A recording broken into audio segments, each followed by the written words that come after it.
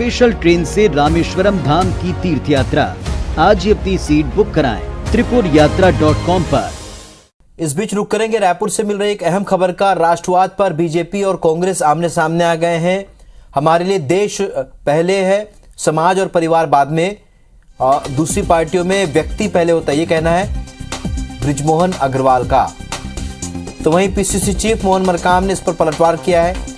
कांग्रेसियों में राष्ट्रवाद कूट कूट कर भरा हुआ है, भाजपा से हमें सीखने की जरूरत नहीं है, ये कहा। और साथ ही ये भी कहा मरकाम ने कि भाजपा के कार्यक्रम में मोदी के नारे लगते हैं, कांग्रेस में भारत माता की जय के नारे लगते हैं।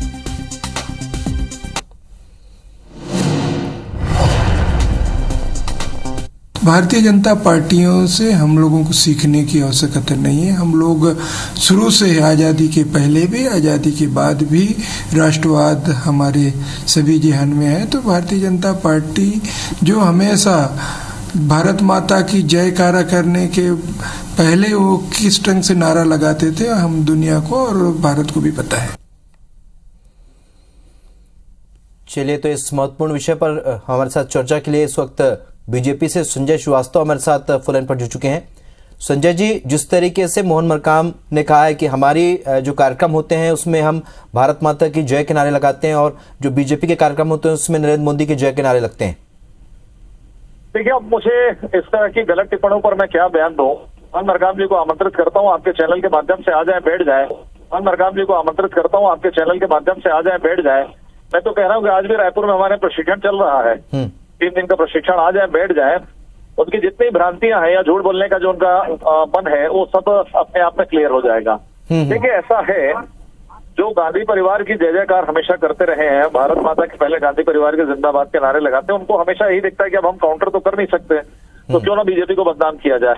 तो ये एक ट्रेंड चल रहा है और कांग्रेस ने इसको स्ट्रेटेजी बनाया है कि बीजेपी को किस तरीके से बदनाम करें। जिस तरीके से मोदी जी को बदनाम करने के लिए लगातार ये प्रयास करते हैं, इनकी स्ट्रेटेजी है, टूल किट है। एक टूल किट पकड़ाया था, आपको याद होगा, कि किस तरीके से बदनाम करना बीजेपी के लोगों को। तो यही है मामला। और कुल मिलाकर वंशवाद पर आधारित पार्टी, परिवारवाद पर आधारित चलने वाली ये पार्टी अब बीजेपी को क्या ज्ञान देगी, आइए देखिए, समझिए और समझने का प्रयास करिए। पहले ये राम भगवान श्री राम पर भी सवाल खड़ा करते थे, राम मंदिर पर सवाल खड़ा करते थे। आज हमने इनको इतना मजबूर कर दिया है, इनके दिमाग के दरवाजों को इतना खोल दिया है कि बगैर राम के इस देश के अंदर में कोई भी काम संभव नहीं है, क्योंकि ये हमारी आस्था का केंद्र है, राजनीतिक मुद्दा नहीं है।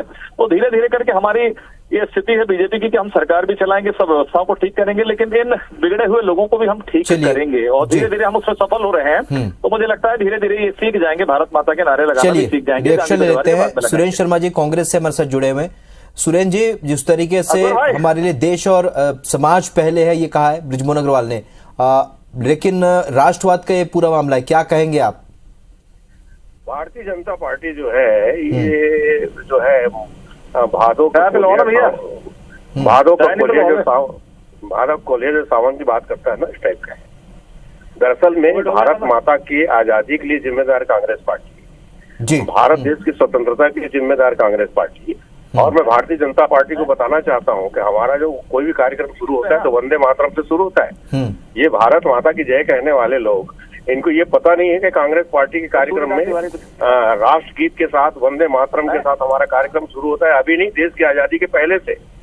ये दरअसल में क्या है कि नए नए सब सत्ता हासिल कर लिए हैं, और जिनके हाथ में सत्ता है, इतिहास बदल देना चाहते हैं, अतीत बदल देना चाहते हैं।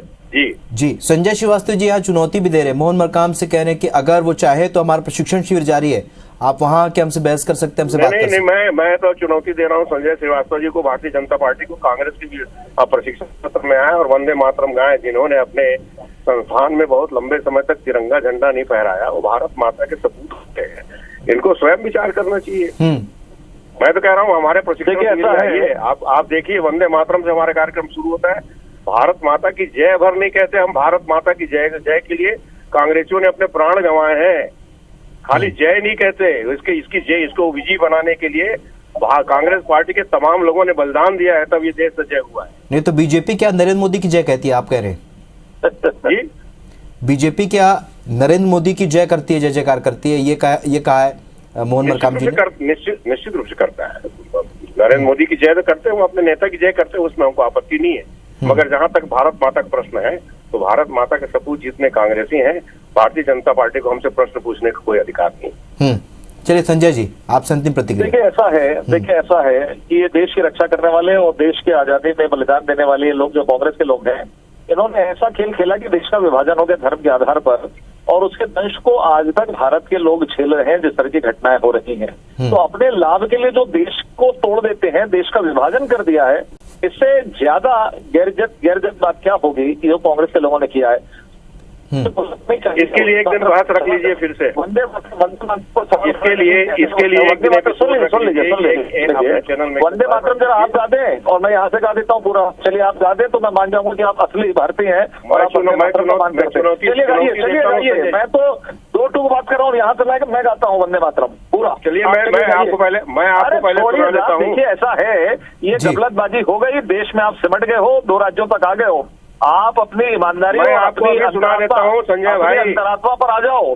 अरे संजय श्रीवास्तव जी, मुझे लगता है कि मुद्दा यहाँ पर वंदे मातरम गाने का नहीं, मुद्दा ये कि राष्ट्रवाद का, चाहे पार्टी कोई भी हो लेकिन राष्ट्र पहले होना चाहिए, चाहे बयानबाजी या आरोप एक दूसरे पर लगाए जरूर। आप दोनों का हमसे जुड़ने के लिए बहुत शुक्रिया।